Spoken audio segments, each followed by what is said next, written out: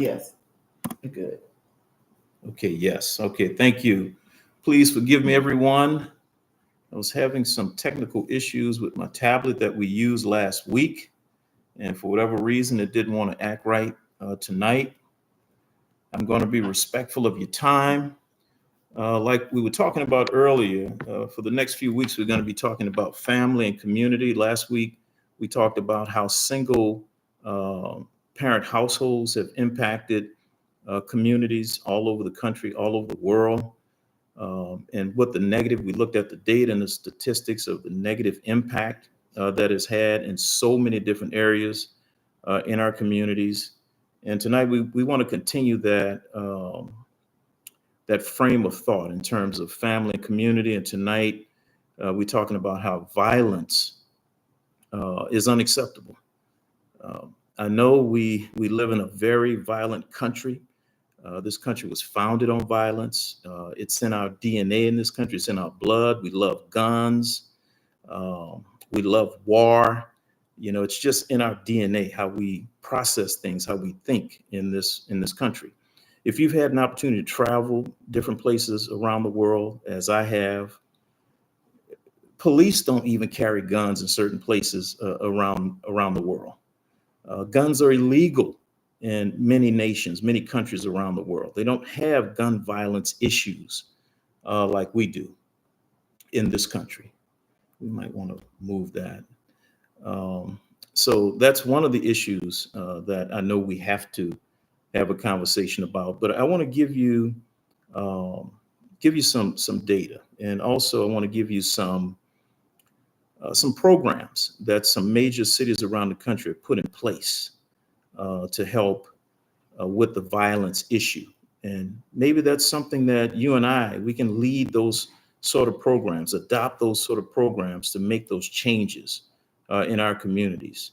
You know, I've done so many things throughout my life to help impact my community, you know, working with boys and girls clubs, having kids come in, recruiting kids from certain neighborhoods, gang infested, drug infested neighborhoods, to get them out of those neighborhoods, get them playing sports, get them tutoring, helping them with things in school, being their advocate at school, and a number of different other things. When I was pastoring, there's a number of programs we had in place to really help and impact our communities. Let me move this. Um, so I'm well aware, you know, I volunteer with um, Concerned Black Men National. In my fraternity, we have I don't know where that came from. We have the Omega Gents program where we go out and mentor and work with young Black and brown boys in the inner city in Oakland, California. I haven't been really active in that the past couple years, but have done that. Do a number of houseless outreach in our communities. But there's some things that I read and saw that I said, you know what, this could really make an impact. So let's have a conversation about it. Let's talk about it. But I want to give you some data and some statistics and some of the things that we don't talk about very often as well. So gun violence and police related fatalities, from 2019 to 2023, Black Americans suffered approximately 54,918 firearm homicides and 66,817 total gun deaths. And that's from data from Giffords. I want you to think about that for a minute, because sometimes we hear numbers and we hear data and we overlook it. We don't think about it. It's something that really doesn't cross our mind. But that is an incredible number. I mean, 5 murders is too much. Yeah. 6 murders is too much. You know, life is precious. You know, and sometimes we're desensitized about death and violence because we see it all the time on TV. It's in the music that our young people listen to. It's in the movies and the television programming, because we have such a violent culture, right? Like I said, like many of you, I've traveled around the world, and you don't have that kind of programming on television. in other places around the world. I get it. You know, this is a free society, capitalistic society. I get all of that. But we also have to consider the ills Yeah. that those things cause and bring about in our communities. Unarmed Black civilians are 3 times more likely than their white counterparts to be shot and killed by police. This is one that we don't talk about enough. Intimate partner and domestic violence. Approximately 29.1% of African American females experience intimate partner violence, physical assault, rape, or stalking in their lifetimes. That's 29.1% of all African American women in this country. Mm. You have to agree with me that 29% is way too much. That's a third of our women having to go through some sort of violence in a partnership relationship. Violence. It's unacceptable. Yeah. It's unacceptable. One thing that bothers me, always has, it does something in the pit of my stomach.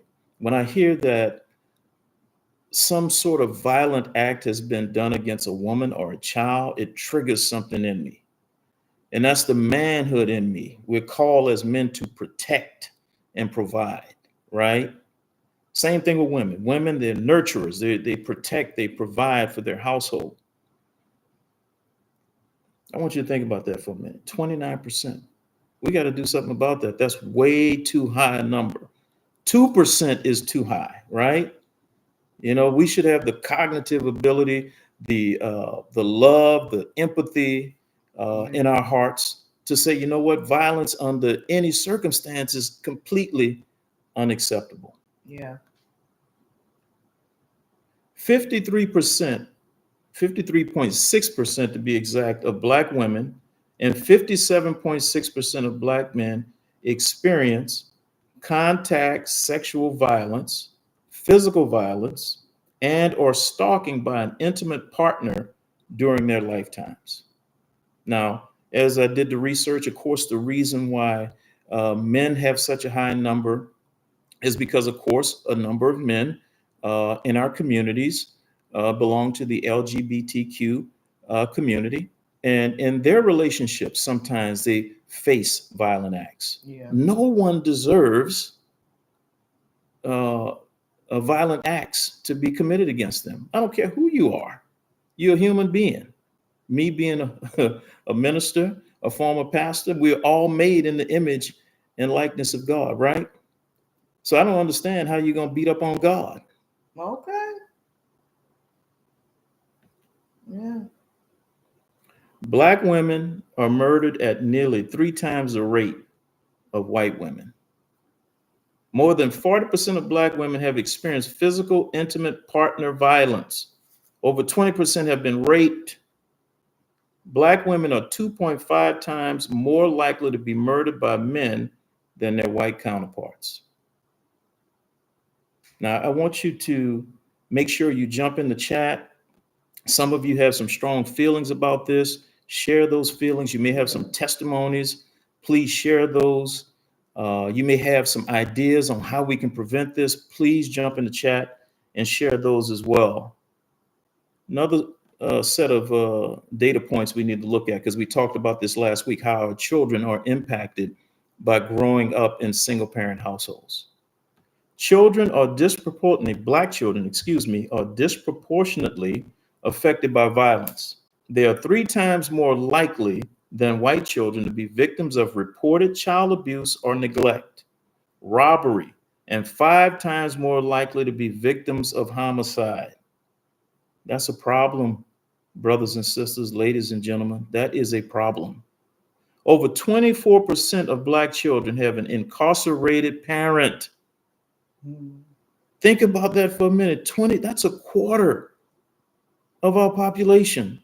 A quarter of our children have a parent in this country that is incarcerated, compared to 11% for Hispanic children and just 4% for white children. Now, that data will tell you, oh, well, that must mean that black people are just that much more violent and they have so many other, issues in their community, blah, blah, blah. No, there's a whole nother subject for another day. The over policing of our communities, the wrongfully incarcerated. I've Mhm. experienced that, not myself personally, but family and friends. Um, Thank God for DNA that's come into play. It's not working fast enough for those who have been wrongfully incarcerated, but that primarily happens in our community. Of course, we know why. There's an entire system set up. Um, we call it systemic racism, designed to destroy us and our people. All right. And I don't want to turn this into a race issue because that's not what this is about. We're talking about how we can correct Yeah. an issue, a problem that is just unacceptable.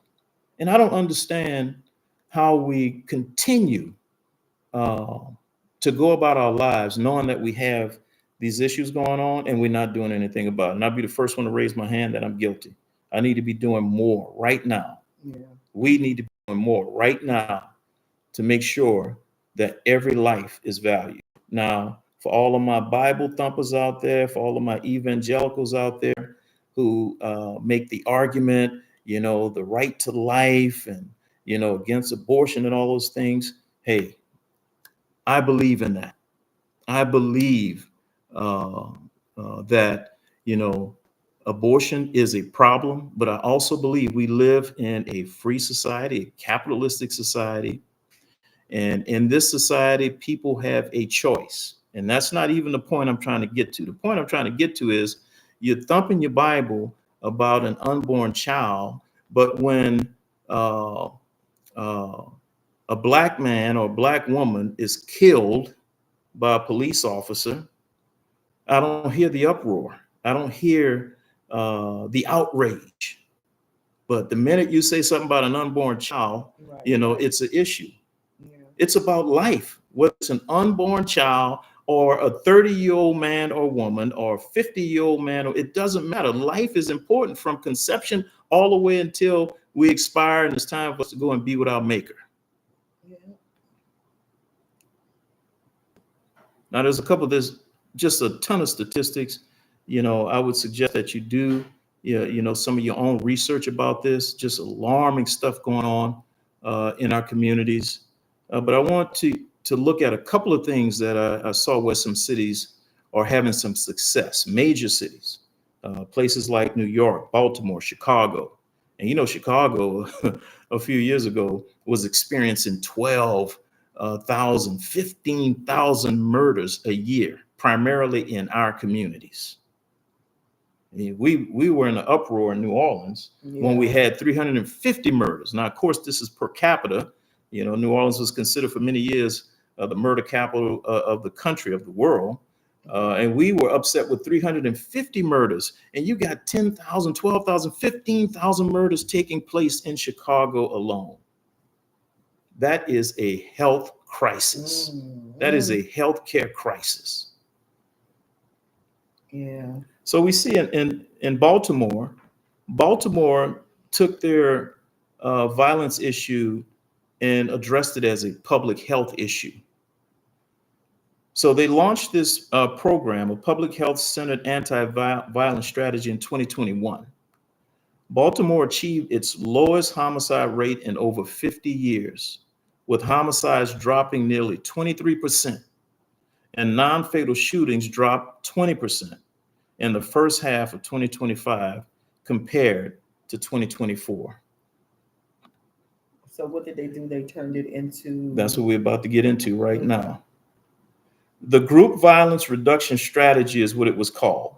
It started in 2022. It paired social services like life coaching Mm. and job assistance. Now, we don't think about life coaching and job assistance, okay? Part of the ills with violence is the lack of opportunities in certain communities, um, not being able to participate, if you will, in what we call the American dream for a number of different reasons, because we've isolated communities, we've cut communities off, and we've disregarded communities. Once again, disregarding life Mm. for my pro-life people. disregarding life. We're supposed to care for life from conception or inception all the way through, right? So what they did was they combined life coaching and job assistance with law enforcement. And in 2024, Baltimore recorded 201 homicides, the lowest number in over a decade. Hmm. You know how many people would be jumping for joy? A major city like Baltimore, and violent crimes, murders go down, and they only experienced 201 homicides. That is incredible. Chicago, they instituted a Ready initiative. That's READI. And that initiative was launched initially in North Lawndale, Chicago.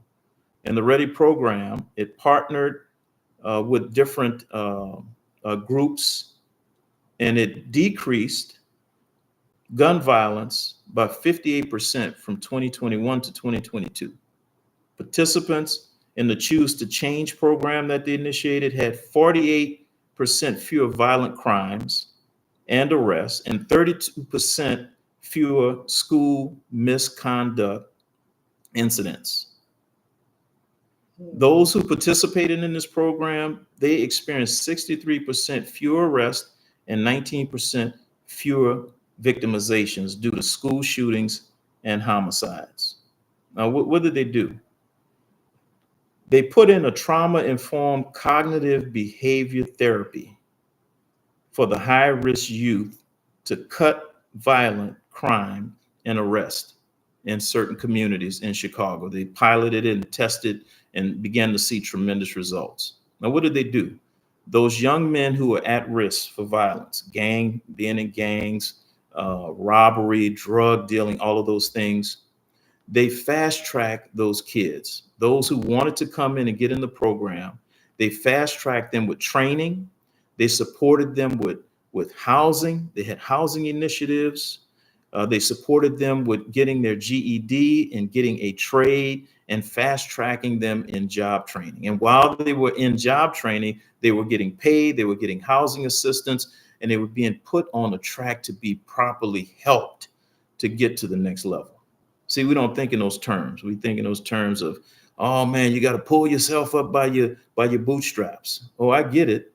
The problem is that a lot of us don't have any boots, so we don't have straps to pull them up.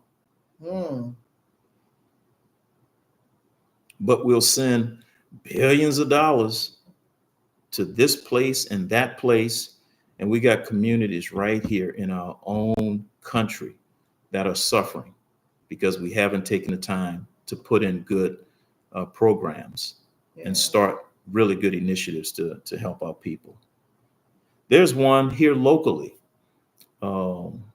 that I was made aware of. They started it 3 years ago in Fairfield, Sassoon area where we live. It's called, what is it called? Shop with a Cop. Shop with a Cop. Shop with a Cop. They started this 3 years ago. So the school district got together with the police department and Dick's Sporting Goods. Now, if you don't like Dick's Sporting Goods, you've never been there, you don't go there, please start patronizing Dick's Sporting Goods, because they are sponsoring a program in this area where they give resources to kids and families in need in our communities to come in, and a police officer will take each individual kid on a shopping spree for school supplies at Dick's, and Dick's pays for it. Now, there's a couple of things going on with this program, right? Our children are being taught at a young age, and our police officers are being trained to think differently when they see us, because now they've spent time with us, even as little kids, elementary school kids, middle school kids, high school kids. They begin to see us differently. It's called Shop with a Cop. That's something that could be instituted in a number of different communities. It probably is around the country. But when I saw that, I'm like, hey, sign me on. I want to be a part of that. I want to support that in any way that I can. All right, that's what I had. I know time is well spent. I really don't want to go this long, but I really wanted to address this issue in our community. It's about family and community. And for our non-Black friends and family who are on this call, I'm happy that you're on this call. And you need to hear this because you may not be really aware of some of the things that are causing these ills. And not only is it impacting our community, if we're not careful, it can impact communities outside. It could very well impact your community, if you know what I'm saying. Yes, so yeah, put your thoughts in the chat. Um, Michelle is going to help me, and I'm going to take a look at what's in the chat. And before we get into that discussion, Michelle is going to come on. She has a thought to share with us. She has an inspiring, encouraging word. I really wanted her to be a part of this so she can come in and change the dynamic a little bit, right? lighten the mood, if you will, a little bit, because these meaningful conversations, they're heavy as far as I'm concerned. Because all of us have been impacted by this. I was talking to my youngest brother the other day, and we were talking about a family member, Lil Larry, who used to follow me around, a younger cousin of mine. And I left and went off to the military, and he got involved in drug trafficking in the city in New Orleans, and he was murdered. And I came home to go to his funeral, and I couldn't believe what I saw. He was in the casket with a gold grill, chains, earrings in the casket. Okay. And I'm like, this is not the Larry I know. I've only been gone a couple years. And the streets grabbed him, and he's, selling drugs, things of that nature. Also, something that I haven't gotten over. And I don't know if I mentioned this before, forgive me if I have. Um, But I had a friend of mine when I was in middle school and junior high. We played on the basketball team together at the school. Wendell Fervin.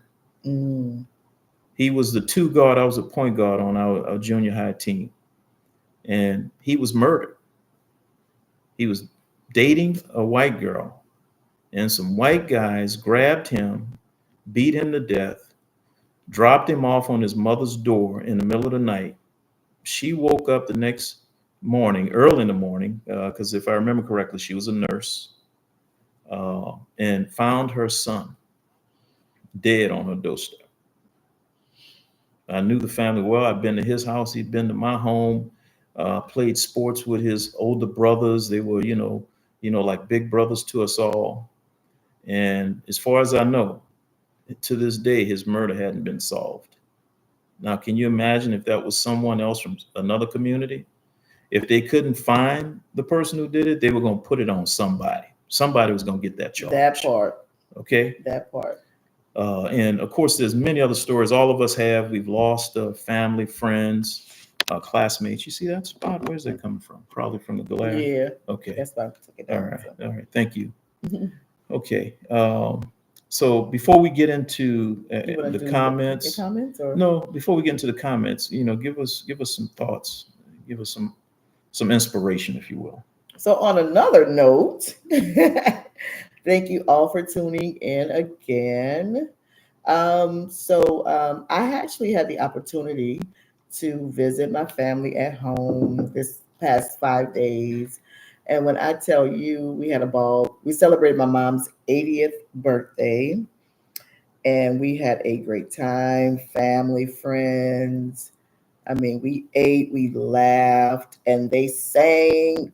Devin's best friend, Jason, he actually came down from Baton Rouge, and he played my mom's piano and my auntie's, and we all just sang different gospel songs. And she really, really, really enjoyed herself.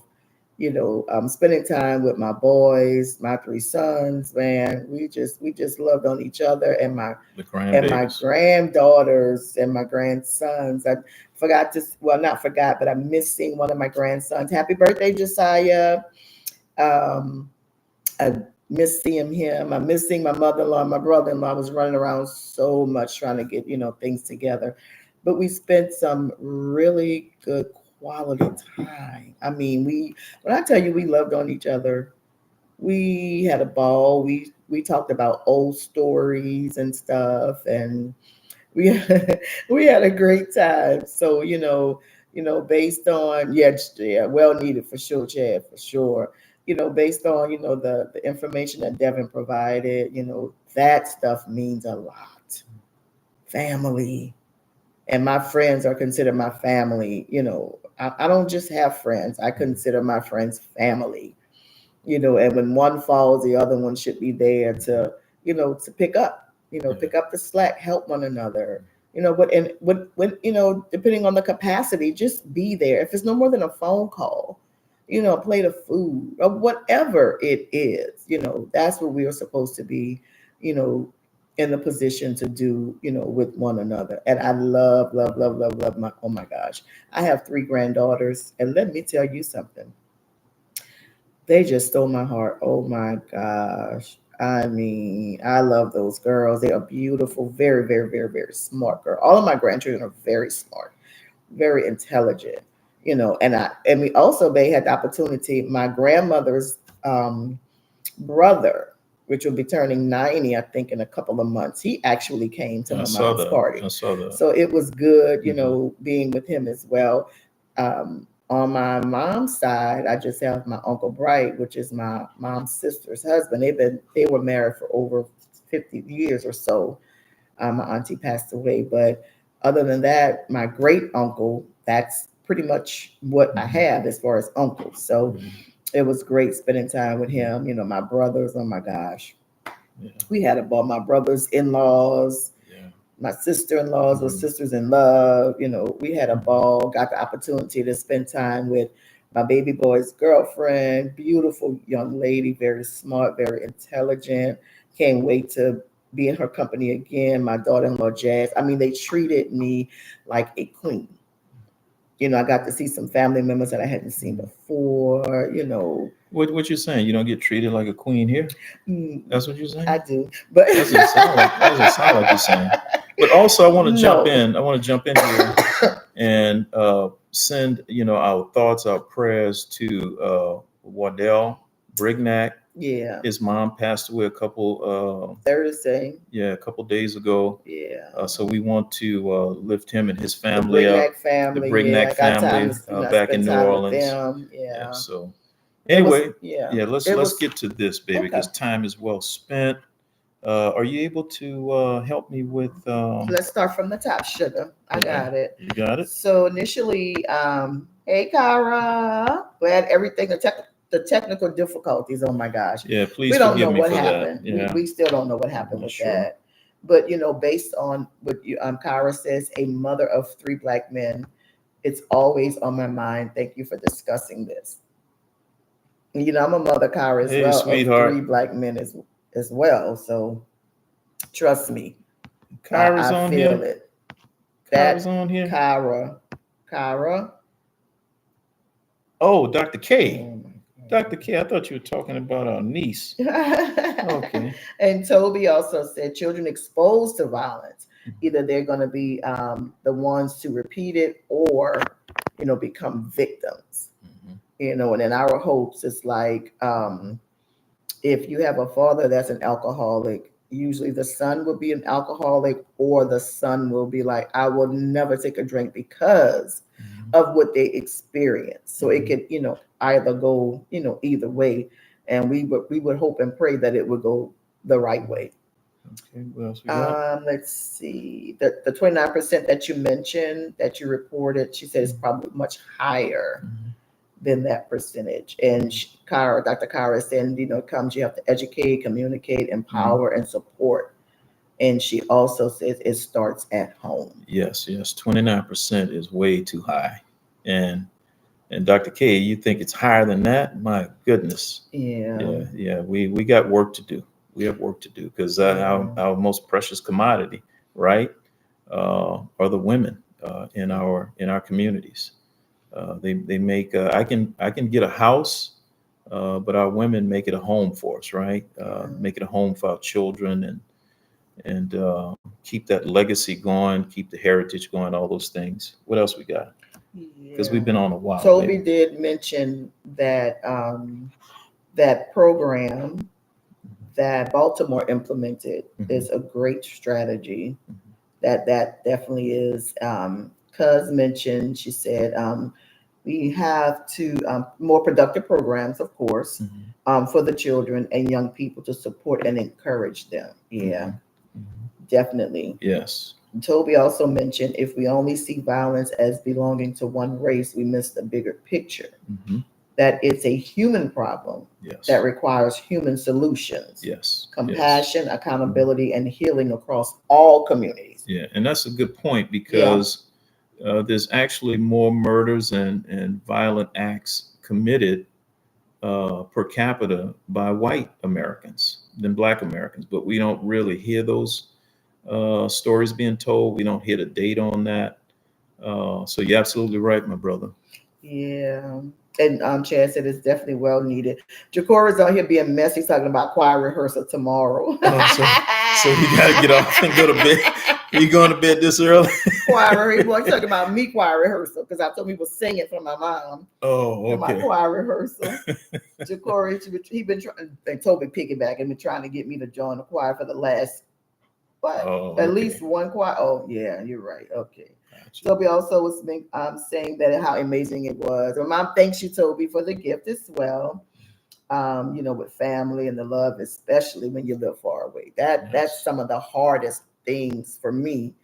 Yeah. When I go home, I don't want to come back. Yeah. Because you never get a chance to visit and see everybody. Yeah. You know, my good friend Patchy was there. My sister, man, we had a ball. Me and Milcher, we had a wonderful time. Excuse me. Everyone, please like, subscribe, follow the channel, make some comments about the channel when you get a chance to about the episode. That's really going to help the algorithm push our content out to others that they'll tune in. And great news.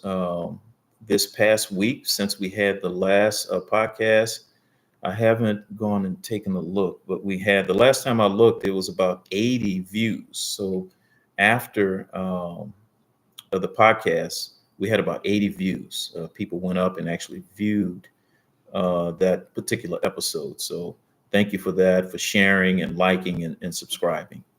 My good friend Cheryl, she did say she's thanking us both for taking the time, to discuss this devastating issue that has personally impacted her life. Mhm.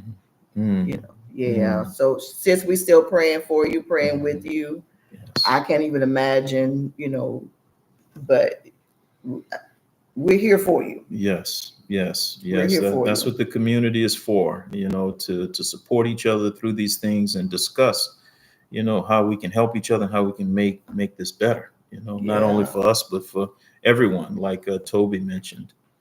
And she's still, as of today, they're still investigating her Mhm. son's, um, I hate to use the word murder, but that's Yeah, pretty much yeah, what it yeah, was. So, sis, yeah. we love you. Yes, We love you. yes, yes, I've been knowing absolutely. Cheryl since elementary school. We But love you, sis. And yes, Chad said that we have to be intentional with parenting. oh, absolutely, Yeah, yeah. absolutely, It was absolutely. your friend Larry Jones. And that's my cousin. Oh, Larry's your on here. cousin Larry. Yeah. Okay. Yeah. As a matter of fact, the cousin Larry that I was talking about who was murdered, Hmm. that's Larry Jones' first cousin. Okay. Yeah, they first Okay. cousins. Okay. Yeah, they're matter of fact, Larry Jones' dad was my godfather, and the Larry who died, his mother, Tanu, was actually my godmother. Wow. So Larry, good to see you on, brother. Good to All see you on. He's in Dallas now. right. Yeah. What else we have? Cheryl also Oh, mentioned. one Go other ahead, thing. babe. Larry, I did get in touch with Lanai. His daughter is out here. And man, I'm gonna give you a sucker punch next time I see you because I'm talking to her and she's telling me she's been out here 2 years and you just telling me that she's out here.